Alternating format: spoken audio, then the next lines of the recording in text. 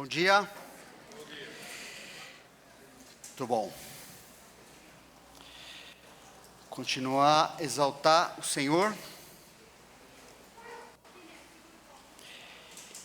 Uma forma muito segura de exaltar o seu nome é estarmos aqui para aprender a sua palavra, podermos compreender exatamente o que o Senhor quis dizer quando registrou sua verdade para nós. Isso com certeza exalta o seu nome, junto com os louvores que nós estamos anunciando o que o Senhor de fato diz, para nos instruir, para nos transformar. Então vamos pedir para que a gente seja fiel em compreender, não é? E praticar em nossa vida também. Senhor Deus, queremos te agradecer, exaltar o teu nome que está acima de todo nome, perante o qual toda criatura um dia se dobrará. Aqueles que creram em Ti, tiveram o privilégio de ser escolhidos, salvos, transformados pelo Senhor. Te louvamos por termos nos rendido ainda nessa vida. Mas sabemos que todo ser humano, mesmo aqueles que rejeitaram o Senhor, um dia se curvarão. Reconhecerão que o Senhor Jesus é Deus, que a sua palavra é a verdade e que a sua condenação é justa. Pedimos que o Senhor nos dê temor cada vez maior a Ti, ao Teu nome, entendendo que o Teu nome é o Teu caráter revelado a nós, coisas que nós compreendemos, coisas que nós ainda precisamos compreender na Tua palavra, com a Tua ajuda, com a Tua graça. E pedimos que essa seja amanhã, uma dessas manhãs, Deus, que a gente compreenda, seja ensinado para obedecer ao Senhor, ainda mais, para termos o privilégio de, a nossa vida durante essa semana, exaltar o Senhor, vivendo a Tua maneira, Deus. É o que nós te pedimos em nome de Jesus. Amém. Então, na mensagem passada dessa série de Lucas, nós vimos na parábola do semeador que seguir a Jesus significa demonstrar transformação de vida por crer no Senhor Jesus. E o texto de hoje é uma continuação na parábola da candeia, em Lucas 8, 16 a 18, que a gente vê que seguir a Jesus significa então viver sendo transformado pela palavra que nos salvou. O texto então está aí, né? Lucas 8, se quiser acompanhar na sua Bíblia também. Ninguém, depois de falar do solo, do boa terra, onde o fruto com certeza vai ser manifestado por ser um cristão. E se a gente não viu, lembra, semana passada por causa do tempo, mas você recebeu o material, aqueles vários tipos de fruto que Deus sempre vai produzir na vida de alguém que o conhece, com intensidades diferentes, mas sempre haverá. E Jesus está ampliando esse ensino e diz: ninguém, depois de acender uma candeia, a cobre com um vaso, ou a põe debaixo de uma cama. Em outro trecho, aparece a palavra alqueire, só que alqueire para nós é outra coisa, né? A gente pensa alqueire é um pedaço de terra, alqueire, no Novo Testamento, é um vaso, é só isso, né? Debaixo de um vaso. Pelo contrário, coloca sobre um velador, a fim de que os que entram vejam a luz. Nada há oculto que não haja de manifestar-se, nem escondido que não venha a ser conhecido e revelado.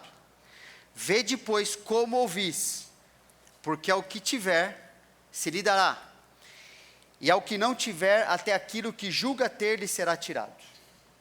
Então o Senhor Jesus ensina 3 verdades que demonstram como o discípulo de Jesus vive realmente, vive biblicamente. Como é que é a vida de alguém que conhece o Senhor? Sabe que não só nisso, mas nesse trecho, pelo menos 3 verdades que mostram como um discípulo vive. Então, primeira, Jesus fala sobre a iluminação. A luz que a gente recebeu de Deus deve iluminar os outros. É o que ele fala. Um fruto é esse. Ninguém, depois de acender uma candeia, a cobre com um vaso ou a põe debaixo de uma cama. Pelo contrário, coloca sobre um velador, um castiçal, algo que vai ainda favorecer, ainda mais a iluminação. Mostrar essa luz, para iluminar outras pessoas. Uma candeia ou uma lamparina, era para ser acesa, certo? Lembra, antigamente que a lamparina com aquele, a gente tem, lá em casa eu tenho um negócio desse aí, né, que é um pedacinho de tecido lá, torcido ali, que é molhado no óleo, alguma substância inflamável, e aquilo ilumina a casa. E uma vez acesa, ela é útil, e a sutilidade é iluminar os ambientes, e aqui Jesus também está mostrando o mesmo conceito, no texto paralelo de Mateus 5, ok? Aplicando a nossa vida, como seus discípulos, como aqueles que tendo sido iluminados por Jesus, e João 8,12 fala que nós fomos iluminados por Jesus, a gente vivia nas trevas, e Deus nos iluminou, Ele como luz do mundo, iluminou a nossa vida, mostrou a realidade de quem éramos, mostrou o caminho, a solução que era Ele mesmo, e agora nós, de filhos das trevas, nos fomos transformados em filhos da luz, a Bíblia diz. E agora essas pessoas são tornadas em filhos da luz, e eles mesmos são tornados em lamparinas diante de Deus, que iluminam outras pessoas, com a luz que não é deles. E hoje em dia é muito comum, as pessoas acharem que tem luz própria, que me sigam porque eu sei isso e aquilo, eu faço isso, eu faço aquilo. Mas eles simplesmente iluminam porque a luz de Cristo está na vida deles. Eles podem transmitir algo que eles de fato possuem. E o trecho paralelo é esse aí, de Mateus 5. Vós sois a luz do mundo. Não se pode esconder a cidade edificada sobre o monte, nem se acende uma candeia para colocá-la debaixo do alqueire, ou do vaso, Expliquei. Mas no velador, e alumia todos, agora percebe, ilumina as pessoas que se encontram na casa. Assim brilhe também a vossa luz diante dos homens, para que vejam as vossas boas obras, e glorifiquem a vosso Pai que está nos céus. Mais uma demonstração que não é a nossa luz, não é nos própria, mas é a luz que recebemos de Deus, para que Deus seja exaltado. O discípulo de Jesus serve para mostrar Jesus. E mostrando Jesus, Jesus está ensinando que quando a gente mostra Jesus, Deus Pai é glorificado. Quando a gente mostra nós mesmos, nós somos glorificados, que isso não adianta para nada. Pelo contrário, até nos prejudica. Nos torna mais orgulhosos de coisas que, assim, são ridículas. Mas quando mostramos Jesus, o caráter dele em nós, Deus Pai é glorificado. Por quê? Porque sempre que o Deus Filho é visto, Deus nos ensina que dessa forma nós vemos a glória do Pai. Porque em Jesus, e somente em Jesus, a imagem, o caráter, a expressão exata do ser de Deus se torna visível aos pecadores. Por isso que Ele veio a esse mundo. Queremos ver a Deus, As pessoas falavam isso aí. Então olha para Jesus. Porque é em Jesus que Deus é visto de maneira compreensível e de uma forma que a gente não é fulminado instantaneamente pelos nossos pecados. Então, quando mostramos o Senhor Jesus, quando o nosso caráter é semelhante ao dele nas áreas da nossa vida, é dessa forma que o Pai é glorificado, porque quem aparece é Jesus, e Jesus é a forma, é a glória do Pai. Ele falou isso, tem vários textos que vão receber, aí no seu material também depois, João 1,14, 2 Coríntios 4,4, Colossenses, Hebreus, tem vários trechos que mostram que é em Jesus que vemos a glória de Deus Pai, de maneira que a gente pode compreender, mesmo sendo pecadores. E Jesus então, a partir do ensinamento do fruto produzido na boa terra, que a gente já viu semana passada, está ensinando que aqueles que foram iluminados, ou seja, retirados das trevas e refeitos como filhos da luz, devem andar na luz do seu relacionamento com Deus, que na prática significa viver biblicamente. Jesus falou: enquanto tendes a luz, crede na luz, para que vos torneis filhos da luz. Jesus disse essas coisas e retirando-se ocultou-se deles. Em Efésios 5:8-10 diz: pois outrora éreis trevas, porém agora sois luz no Senhor. Andai como filhos da luz, porque o fruto da luz consiste em toda bondade e justiça e verdade, provando sempre o que é agradável ao Senhor. Como é que alguém pode, onde está o conceito de bondade? Onde está o conceito de justiça? Onde está a verdade? O que significa alguém ser agradável ao Senhor? Não faz parte da imaginação, não é ali que a gente encontra essas coisas, não é o que eu penso, o que eu sinto, o que eu prefiro. Está tudo isso definido na palavra de Deus. Então, de maneira muito objetiva, nós podemos saber com certeza: estou vivendo em bondade, estou vivendo em justiça, estou amando, estou resolvendo as coisas, estou sendo agradável a Deus, independente do que eu sinto sobre aquilo. Se eu estou mostrando uma certa realidade na minha vida, a Bíblia fala que aquela realidade é isso e não aquilo, e é assim que eu sei que você também vivendo agradável a Deus, vivendo pela palavra dele. Essa luz, a gente vai ver mais para frente um pouquinho aqui na mensagem, nos ilumina, mostra que de fato precisamos ver para continuarmos andando de maneira agradável a Deus. E se vivemos biblicamente, então pelos frutos, como coisa que a gente está vendo aí, né, justiça, verdade, pelos frutos, nós mesmos percebemos que estamos mostrando o caráter de Jesus em nós, e outras pessoas podem enxergar Jesus em nós. E dessa forma, o que eles enxergam? O caráter de Jesus, que traz esperança a outro cristão, para ele ser animado, ali encorajado a andar com o seu Jesus, continuar andando com o seu Jesus. Tem outros trechos que falam sobre isso, está no material. E também traz esperança ao não cristão, porque o não cristão necessita ser salvo por Jesus para começar a viver. E tem outros trechos que falam disso também, né? Sabe? Então o ensino principal aqui de Jesus, nessa verdade, nesse versículo, é: a vida de um discípulo não serve para servir principalmente esse discípulo.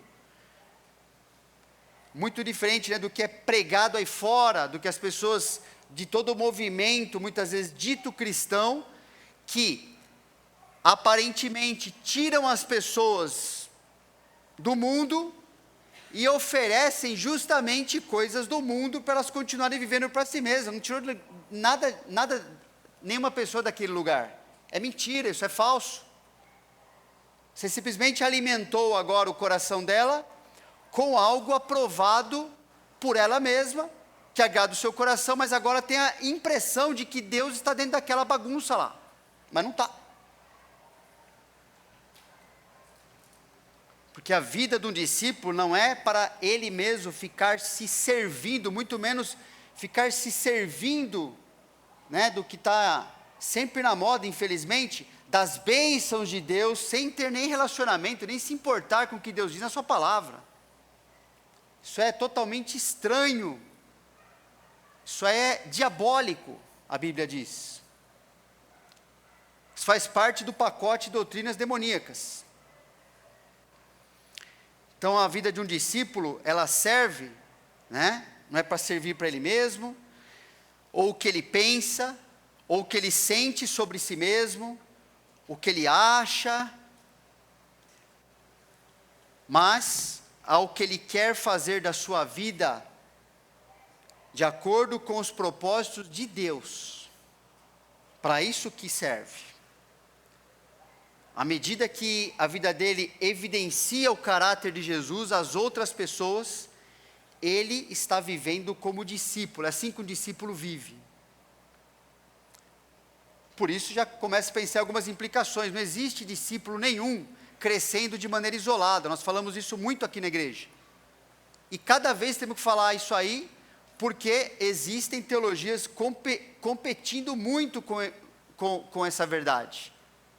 Achando que cada vez mais, no mundo que a gente vive, né, como a Bíblia diz que os homens seriam o quê? Egoístas e toda aquela lista, eles acreditam cada vez mais que podem sim viver, estabelecer e viver um relacionamento com Deus verdadeiro, vivendo cada vez mais para si, isolados uns dos outros. Não existe isso aí na Escritura. Não existe possibilidade de crescimento, vivendo de acordo com a sua cabeça, sem prestação de conta, sem vida comunitária. Não existe isso. Está fora da Bíblia. Pode existir isso em algum local, algum recanto do mundo aí. Mas dentro da palavra de Deus, isso não existe. Então a gente precisa mostrar, a gente foi salvo, foi iluminado, recebemos a luz de Jesus, fomos tornados em luz para o mundo, para evidenciar às pessoas o caráter do Senhor Jesus. E dessa forma, elas veem Jesus, né? Um teólogo disse uma vez que o cristão é a Bíblia que o não cristão lê. E em 1 João, capítulo 4, está lá escrito isso mesmo. Em João 17, na oração sumo sacerdotal de Jesus, também está escrito isso lá. Então, vamos pensar um pouquinho, né? De que forma você está empenhado em tornar visível o caráter de Jesus que está sendo formado em você, nas situações em que Deus o colocou e perante as pessoas que convivem com você. Convivendo com você, as pessoas veem o caráter de Jesus, veem as ideias de Jesus, elas veem os alvos de Jesus. Você fala como Jesus quer que você fale. É o que eu preciso pensar na minha vida e você na sua, não é? De que forma você está empenhado em anunciar o caráter e a obra redentora de Jesus? Porque é para isso também. Uma vez que está vivendo segundo o caráter de Jesus, você está então despertando, né? O sal, a luz, as pessoas estão enxergando alguma coisa. Então se anuncia, você fala assim, ó, é por causa de Jesus. É porque eu tenho relacionamento com Ele, eu tive relacionamento com Ele porque Ele fez isso, isso aqui, meu favor, favor das pessoas, e você precisa conhecê-lo também. Né? A gente precisa desmistificar, né? E Satanás é muito astuto, querer fazer com que anunciar o Senhor Jesus, falar dele, é algo muito complexo, que você precisa, não. Né? Se tiver um curso, alguma coisa que te ajude a ser mais fiel, ótimo. Mas olha, o que acontecia com os cristãos lá na igreja primitiva, que assim, novos convertidos, o que quer dizer? Se convertiam e faziam o quê? Qual era a preocupação imediata que havia? Encontrei a luz, estava nas trevas, agora eu enxergo, ajudar os outros a enxergar também, não é? Não tinha uma coisa intermediária aí. Assim, a minha vida agora está sendo mudada pelo Senhor, e eu quero pegar aquelas pessoas que realmente eu falo que eu amo, né? E eu vou falar do maior amor que existe para elas também. Porque foi bom para mim, eu vou dar isso para elas. Não é? Então, é isso. Então, a segunda verdade demonstra como um discípulo, Jesus vive biblicamente também. A segunda verdade é a avaliação. Versículo 17. Então, a luz que recebemos nos avalia, tanto agora quanto eternamente. Jesus continua o ensino: nada há oculto que não haja de manifestar-se, nem escondido que não venha a ser conhecido e revelado. Num texto mais à frente do Evangelho de Lucas, Jesus ensina que a grande diferença entre um discípulo de alguém que não é discípulo é que o discípulo, ele aproveita a luz que recebeu para eliminar as trevas na sua vida. Enquanto alguém que não é discípulo rejeita a luz que recebeu, vivendo de maneira hipócrita. Olha o texto aí. Posto que miríades, uma multidão de pessoas se aglomeraram a ponto de uns aos outros se atropelarem, passou Jesus a dizer, antes de tudo, aos seus discípulos: acautelai-vos do fermento dos fariseus, que é a hipocrisia. Toma cuidado, fica atento, que é uma coisa que contamina, que é a hipocrisia. Aí ele fala a mesma coisa que está falando aqui em Lucas 8. Nada há encoberto que não venha a ser revelado, e oculto que não venha a ser conhecido. Porque tudo que dissestes às escuras, será ouvido em plena luz, e o que dissestes aos ouvidos no interior da casa, será proclamado dos eirados. Percebe a distinção? Discípulo anda na luz, não discípulo anda nas trevas. A vida dele funciona dessa forma, de maneira hipócrita. Parece que está na luz, finge bem. Já pregamos uma série, lembra? Não lembro que ano agora, mas não faz muito tempo, sobre a hipocrisia. Foram várias e várias mensagens, porque a gente precisa estar atento. Jesus falou isso para nós, falou os discípulos, somos nós. Acautelai-vos desse fermento que contamina sua vida e os outros. Esse fingimento de vida cristã, que é abominável para Deus, que Deus quer vomitar isso aí.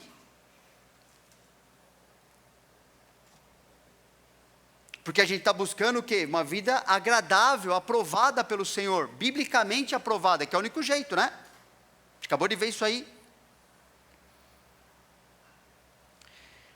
Então Jesus está mostrando, ao falar da sua palavra, que a palavra de Deus, então, ela torna conhecido aquilo que é desconhecido plenamente por nós, mas perfeitamente conhecido por Deus. O conceito de revelar é isso aí. Né? Nada oculto que não haja de manifestar-se, escondido que não venha a ser conhecido e revelado. A palavra de Deus que faz isso. Então, a gente acabou de ver em Efésios 5, que aqueles frutos, né, bondade, a justiça, a verdade, ser agradável a Deus, dá para ver biblicamente quando a gente está vivendo assim, quando a gente não está, ok? Por causa da vida que a gente vive, o nosso pensamento, a nossa boca, enfim, a nossa realidade, as nossas ações, ou a falta delas. Então, a gente vê assim, eu estou vivendo assim ou não. E o trecho continua em Efésios 5, mostrando o quê? Não sejais cúmplices nas obras infrutíferas das trevas, antes, porém, reprovai-as. Porque o que eles fazem em oculto, o só referir é vergonha. Está falando ali dos descrentes, mas Paulo está escrevendo para quem? Para crentes, para a igreja de Éfeso. Mas todas as coisas, quando reprovadas pela luz, se tornam manifestas, porque tudo que se manifesta é luz, né? Você bota uma coisa tudo escura ali, você bota a sua mão assim, você bota a lâmpada aqui, vai aparecer do outro lado, tudo que escapar do outro lado é luz, apareceu, mostrou que estava ali, não é? Quem gosta, entende de física aí, sabe todo o porquê disso, né? O que acontece isso aí, né? Mas quem fez isso foi o Senhor Deus. Tudo que se manifesta é luz. Pelo que diz, versículo 14: desperta, ó tu que dormes, levanta-te de entre os mortos, e Cristo te iluminará. Escrevendo para crente. Portanto, vede prudentemente como andais, não como nécios, e sim como sábios, remindo o tempo, porque os dias são maus. Por esta razão, não vos torneis insensatos, mas procurai compreender qual a vontade do Senhor. Aqui a vontade do Senhor, ó. Essa aqui. E não vos embriagueis com vinho, no qual há dissolução, mas enchei-vos do Espírito. E ele vai dizer depois o que significa estar cheio do Espírito, que é paralelo ao Colossenses 3, que mostra que para alguém estar cheio do Espírito é igual alguém estar cheio da palavra de Deus. Não tem como separar uma coisa da outra. Não existe, né? Estou cheio do Espírito, estou tendo experiências, não sei o que lá, que maluquice total, e você vai ver. A vida da pessoa às vezes não sabe um versículo, não se importa em conhecer, não quer saber a vontade do Senhor, mas acredita que está vivendo cheio do Espírito só porque está tendo manifestações malucas na sua vida lá, que biblicamente não são nem existentes, muito menos explicadas. Mas é um sentimento, né? A pessoa se sente que Deus está falando com ela de uma maneira, ela é tão importante, né? É a doutrina do ego, na verdade, é tão importante, que ela sente tão especial, que Deus fala com ela de uma maneira muito particular, que você não deve ousar desafiar isso aí. Você pode estar falando contra uma pessoa, é tudo bobagem, pessoal, e não é só a igreja maluca que acontece isso. Se você não puder explicar a sua vida, porque você está com esse relacionamento pela Bíblia, você também pode se tornar um maluco desse tipo aí, você já está no caminho, de não explicar a sua vida aqui, ó, pela palavra, explicando pelo que você sente, pelo que você pensa, pelo que você acha, não interessa para Deus. Eu acho um monte de coisa que Deus não está nem preocupado com isso. Deus está preocupado em tirar essas trevas do que eu acho e transformar em luz, verdade, coisa que é certa, coisa que é verdadeira, isso sim. Mas Deus não está levando nem em conta, a não ser para me mudar, aquilo que eu sinto isso, eu penso aquilo, eu sou tão apegado a certas coisas, e daí? Vê se o que Deus fala sobre aquilo na Bíblia, e o que Deus quer me tirar de uma situação, de um pensamento, de uma realidade, me colocar naquilo que Ele coloca na Bíblia, naquela área que é importante eu viver, que é verdade para eu viver daquele jeito, e é para isso que serve. Então Paulo está falando aqui para a gente não ser cúmplice, ou seja, viver na luz, reprovar aquilo que Deus reprova, adotar aquilo que Deus adota para a nossa vida, e ele vai mostrar depois que a realidade de um cristão que vive na luz, ou vive na Bíblia, ou cheio do Espírito Santo, que é a mesma coisa.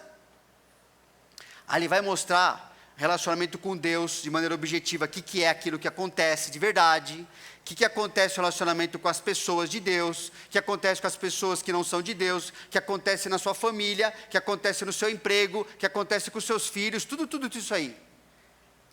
Que acontece inclusive quando ele enfrenta Satanás. Vai falar lá em Efésios 6.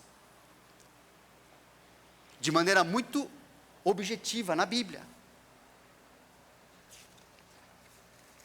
Todo discípulo de Jesus tem necessidade de eliminar as trevas, ele não quer viver assim, ele não quer ser hipócrita, ele não quer viver, pecado para ele não interessa mais, ele quer eliminar o pecado em todos os níveis, né? Do seu querer, do seu pensar, do seu sentir, do seu falar, do seu agir, e é somente pela avaliação bíblica que podemos discernir e corrigir também a nossa vida. Outro trecho muito conhecido, porque a palavra de Deus é viva e eficaz, ela realmente funciona, ela tem esse efeito, esse poder, mais cortante do que qualquer espada de 2 gumes, e penetra até o ponto de dividir alma e espírito, juntas e medulas, e é apta para discernir os pensamentos e propósitos do coração. E não há criatura que não seja manifesta na sua presença. Pelo contrário, todas as coisas estão descobertas, né, reveladas e patentes aos olhos daquele a quem temos de prestar contas. Agora o texto não está falando que só estão reveladas, totalmente reveladas só diante de Deus, certo? Mas não está falando que só estão reveladas a Deus. Estão reveladas aonde? Na Bíblia. A palavra de Deus revela quem eu sou de verdade. Não é? Então quando eu leio a palavra, quando eu estudo, quando eu me debruço, me curvo diante dela, quando eu aceito que isso é a palavra de Deus mesmo, então o que acontece é que eu começo a discernir, eu estou pensando isso aqui, eu estou vivendo dessa forma, eu estou agindo assim, eu acredito nisso aqui, ou naquilo ali, e a Bíblia diz que eu estou errado. A Bíblia diz que eu não estou vivendo como eu devia viver. A Bíblia diz que eu preciso de correção, não de apoio. Eu preciso acertar algumas coisas, porque eu estou um pouco desfocado, um pouco desalinhado da verdade. E ela me mostra onde eu estou desalinhado. E ela me mostra como é que eu me alinho de novo. Como é que Deus quer assim, é para cá, viu, Maurício? É mais aqui, aqui, isso aqui é sua vida. Você está pensando, eu sei que isso aqui é importante, isso aqui você fica muito oriçado com isso aqui. Você fica muito entusiasmado com certas coisas, mas isso aqui, é mais para cá, isso aqui, é isso aqui que eu quero que você viva. Não é para lá nem para cá, é aqui. Ela discerne. A gente lê e fala assim, é isso que eu sou, né? É assim que eu estou nesse momento. Então, na presença de Deus, que é a palavra dele, é isso que ele deixou para nós, ok? Eu e você somos manifestos sempre, sempre, sempre. Gosto de falar uma frase, ninguém é mais forte, ninguém é mais convincente, ninguém é mais nada do que um versículo bíblico. O versículo me coloca no meu lugar. O versículo me ensina o que eu sou, onde eu estou, e o versículo me ensina para onde eu devo ir. E como fazer isso? Está na Bíblia. Como, todo o processo que deve acontecer com a minha vida, se realmente eu estava aqui, mas agora eu estou ali, então você vai explicar pela Bíblia, como é que Deus agiu, certas coisas aconteceram, certas mudanças aconteceram, e aí eu posso explicar biblicamente o processo de mudança. Se não for isso, pode ser uma boa vontade, uma imaginação, mas não aconteceu nada por enquanto, porque é assim que acontece, é isso que Deus nos deu. E o versículo continua, né? Estamos patentes aos olhos a quem temos de prestar contas. Aí o versículo 14 continua, tendo pois a Jesus, o Filho de Deus, como grande sumo sacerdote que penetrou os céus, conservemos firmes a nossa confissão, porque não temos sumo sacerdote que não possa compadecer-se das nossas fraquezas. Antes foi ele tentado em todas as coisas à nossa semelhança, mas sem pecado. Acheguemo-nos, portanto, confiadamente junto ao trono da graça, a fim de recebermos misericórdia e acharmos graça para socorro em ocasião oportuna. Por que receber misericórdia no trono da graça? Se Jesus já nos salvou, nos perdoou, nós temos acesso a Deus, não temos? Não fala? Quando o véu rasgou, o cristão tem acesso a Deus. Por que você precisa chegar por causa da misericórdia de Deus no trono da graça? Você não é salvo? Não sou salvo? Por quê? Porque a gente ainda é o quê? Pecador. E pecador peca. Que verdade profunda! Pecador peca. O problema é que quando o pecador peca, às vezes ele não quer reconhecer que ele peca. E ele fica ali teimando. Não é bem assim. Não, a palavra, deixa eu ver se eu acho outro versículo que não é isso aqui que eu quero ver a meu respeito. Deixa eu ver. Aí vou aqui, né? Fica assim, não, peraí. Isso quem faz, pessoal, é descrente. Por quê? Porque descrente não tem relacionamento com o Senhor. O crente tem um sumo sacerdote. O crente não tem dívida a ser paga para com Deus. O crente é livre dos pecados. E porque ele é livre dos pecados, ele não fica agasalhando, acolhendo o pecado, fica tentando viver daquele jeitinho, que vai acabar com a vida dele no final das contas. Ele não acha vantagem nenhuma em ser hipócrita, em esconder coisas, ele não acha vantagem nenhuma, ele quer se distanciar desse tipo de vida que ele tinha antes de conhecer o Senhor Jesus.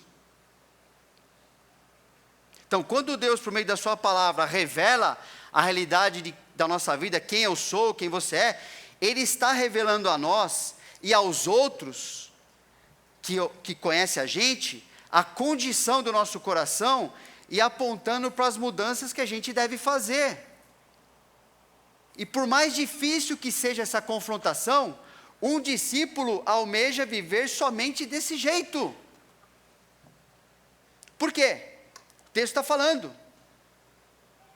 Porque ele tem certeza de que ele pode se voltar para Jesus como aquele que o representa perante Deus. Ele nunca mais vai ser condenado. Ele nunca vai ser banido mais da presença do Senhor.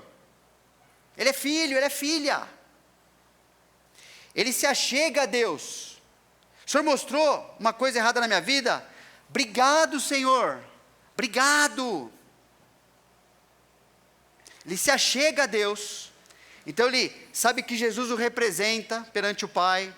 Sabe que Jesus se entregou pelos seus pecados. E Jesus falou, está consumado, está tudo pago, não precisa mais ficar fingindo que você não é pecador, porque eu morri por pecador. Se você não é pecador, então, então você está fora. Mas ele sabe que ele está dentro. Sabe que Jesus está vivo e intercede por ele. Até quando Satanás acusa, Jesus fala assim, aqui aqui minhas marcas aqui, foi por essa pessoa ali, viu? Ninguém vai condenar ela não. Ela é minha, eu conheço ela me pertence agora. Ela não pertence mais ao seu reino, viu, diabo? E sabe que Jesus o ajudará a fazer mudanças necessárias no seu caráter, a fim de torná-lo semelhante a si mesmo, a Jesus, como seu sumo sacerdote. Ele nos representa totalmente diante de Deus, tanto eliminando a nossa condenação, a nossa barreira diante de Deus, quanto eliminando essas barreiras, esses pecados residuais, diários, que a gente tem em todas as áreas da nossa vida, querer, pensar, falar, sentir, fazer, enfim, tudo. Mas a gente se achega a Deus, porque temos de verdade alguém que morreu por nós, e vive por nós eternamente. Então eu não preciso viver fingindo nada, eu não preciso inventar nada, eu não preciso ficar preocupado em convencer outro pecador que eu não sou o que a Bíblia diz que eu sou, porque minha situação está resolvida diante de Deus. Percebe como é importante crer de verdade na palavra? Crer, porque se você crê nisso aqui, você vai viver desse jeito.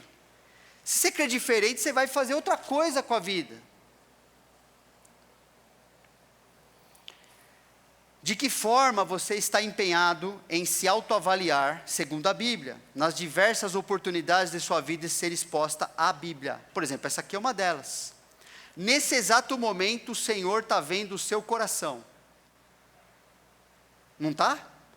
Está vendo a sua disposição de confiar, de se abrir ao que Ele diz, ou se você está achando que tem condições de falar, isso aqui sim, isso aqui não, tentando se enganar, é só auto-engano.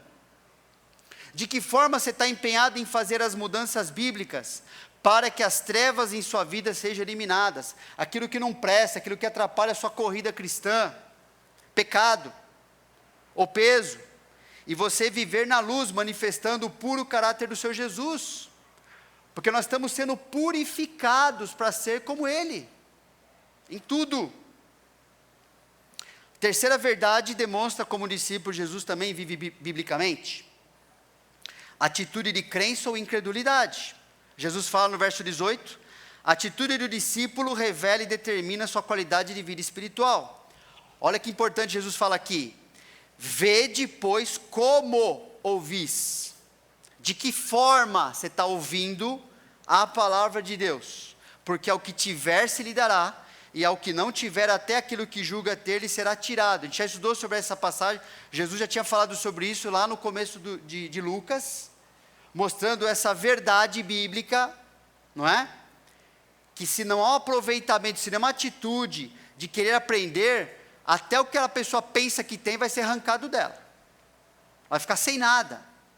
Mas se ela tem uma atitude de eu quero aprender, eu quero me conhecer pela Bíblia, eu quero mudar, eu quero ser como Jesus, eu quero fazer mudança de verdade, eu quero aceitar o que o Senhor faz na minha vida, ela ganha muito mais, ela vai recebendo, vai entendendo e vai mudando. Jesus fala, vede, está aqui no imperativo, vede no sentido de dirigir a sua atenção para algo, ele está falando aqui. Pega a sua atenção, que a nossa atenção hoje em dia é para um monte de coisa, né? Um monte de coisa que compete. Fala assim, ó, pega a sua atenção e se dirige para isso aqui, ó, Jesus está falando. O que é? Você quer que eu dirija a minha atenção? Então, essa expressão destacada, vede como ouvir, significa, dirija a sua atenção para a maneira como vocês estão me ouvindo, Jesus falou.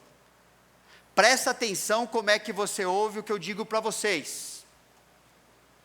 Presta atenção como é que você se chega quando você abre a tua Bíblia. Presta atenção quanto tempo você gasta querendo aprender como viver biblicamente. Dirige sua atenção para isso, Jesus está falando. Já havíamos aprendido lá atrás, né? 2 mensagens atrás, que, exatamente isso aí, que a oportunidade de entender e crer em sua palavra é mantida aberta ou fechada, dependendo da disposição da pessoa em relação à palavra, que na verdade sempre é em relação a Deus. Então se você quiser ter mais proveito ainda da mensagem, se você acha que precisa ainda assim ser inculcado biblicamente dessa verdade, vai 2 mensagens atrás, vai ser mais proveitoso, a mensagem do dia 23 de março, está lá, falando sobre isso também. Tenha uma atitude de querer aprender para confiar em Deus, vivendo como Deus quer, porque se você fizer isso, Deus vai te dar compreensão cada vez maior, para você crescer cada vez mais em viver biblicamente. Jesus está falando isso, mas também está falando o oposto. Se em relação à palavra de Deus, a sua atitude for de incredulidade, desconfiança, até mesmo aquilo que pensa que sabe será retirado de você, e sem a palavra de Deus, irmãos, a vida de qualquer um de nós se torna miserável, e a pessoa pode até se enganar, chegando na eternidade, achando que era cristão, e receber no final a destruição eterna da sua vida. É isso que Efésios nos ensina. Isto, portanto, digo, está escrevendo para crentes também, Paulo, isto, portanto, digo e no Senhor testifico, que não mais andeis como também andam os gentios. Para de andar como se andava quando você não tinha Jesus, como aqueles que não têm Jesus, como a gente andava antes. E Efésios 2 fala isso, que a gente andava exatamente como qualquer pessoa nesse mundo, sem luz, estava nas trevas e morto, na vaidade dos seus próprios pensamentos. São inúteis, não valem para nada. Vaidade dos seus próprios pensamentos, obscurecidos de entendimento, alheios à vida de Deus por causa da ignorância em que vivem, aqui tem o motivo, dureza do seu coração. Lembra, Jesus falou sobre isso? Endureceram, de mau grado escutam a Bíblia, não querem aprender, não querem viver, ele já tem a verdade para eles viverem. Então para esse povo aqui não dou nada, Jesus falou. O Deus de amor falou que não vai dar nada mesmo, porque eles não querem.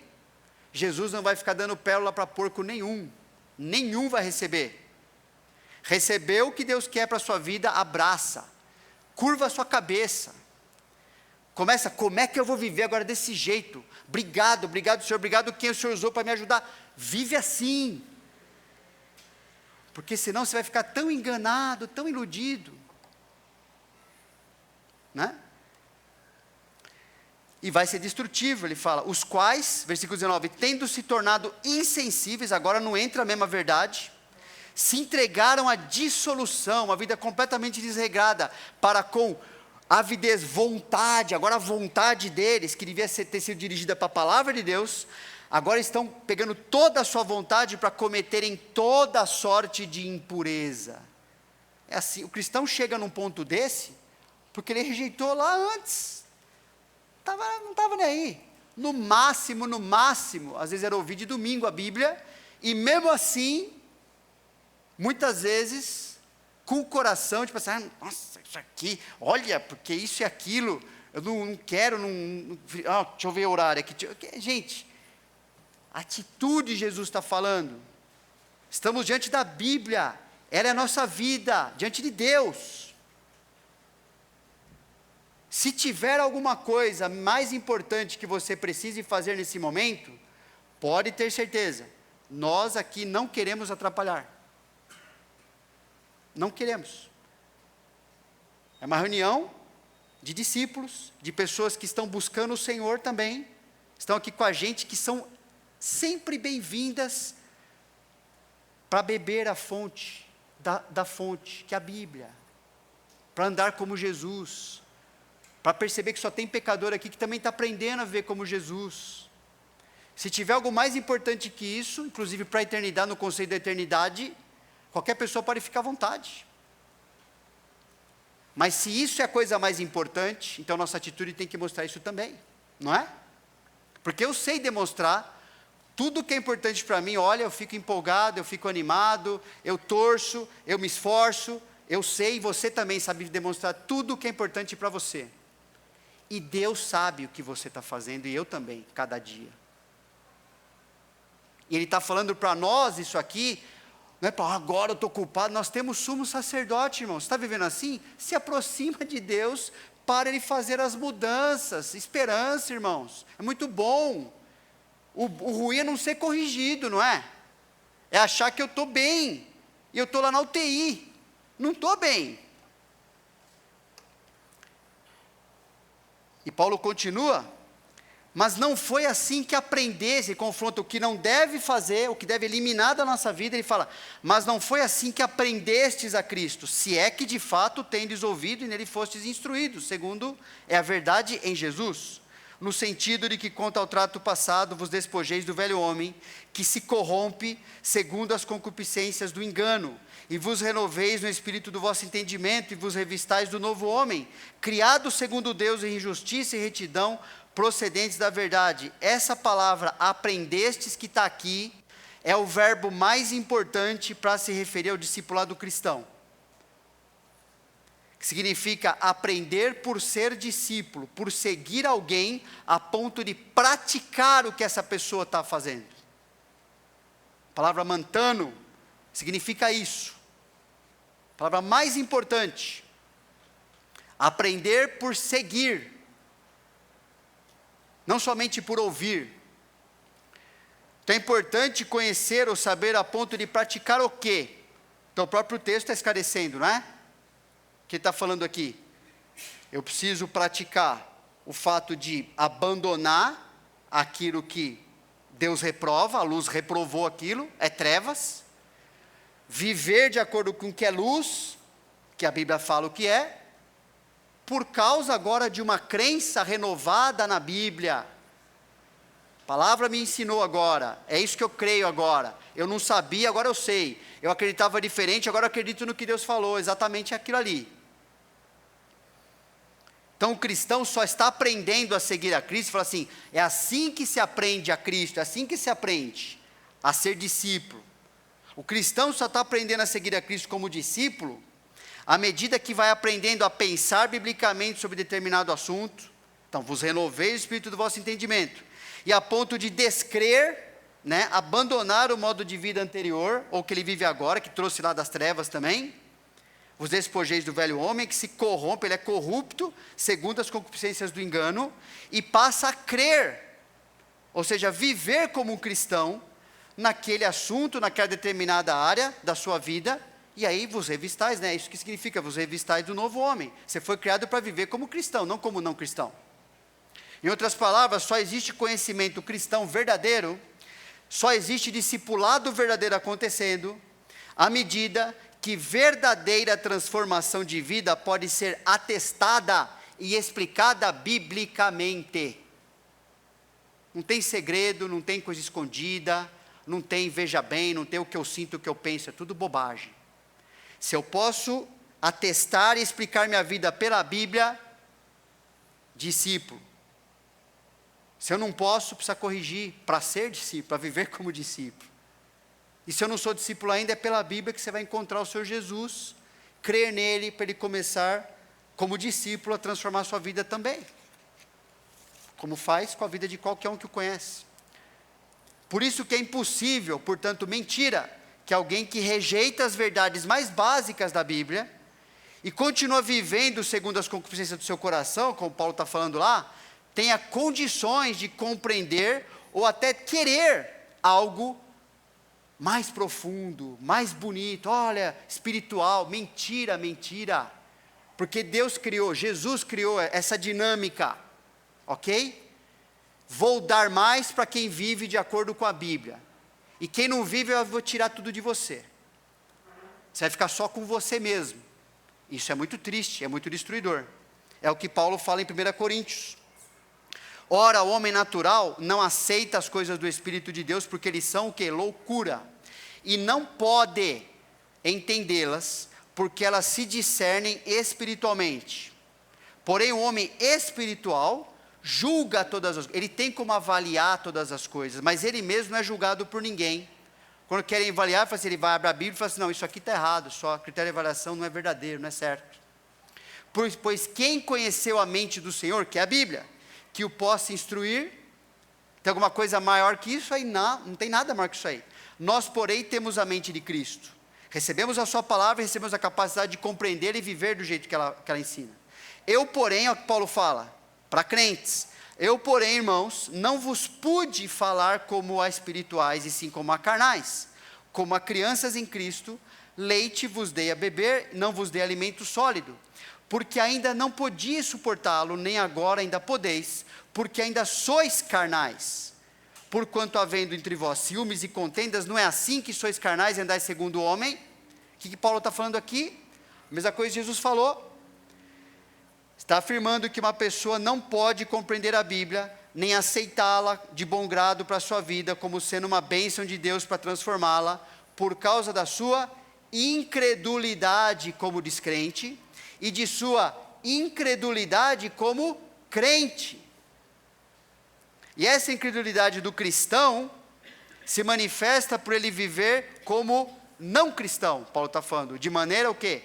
Carnal. Que Paulo exemplifica por meio das situações, só exemplo, dá duas, só tem um monte de outras que ele fala em Coríntios, né? Por meio de duas situações, ciúmes e contendas, na igreja de Corinto. Então Paulo afirma que isso é assim, por que vocês estão vivendo isso? E a Bíblia fala que isso é ser carnal, então você é carnal mesmo. Então você tem que mudar de vida para entender o que eu estou falando aqui, e para viver diferente, e se arrepende e vive como Deus quer, acabou. Aí é fácil, é simples o processo.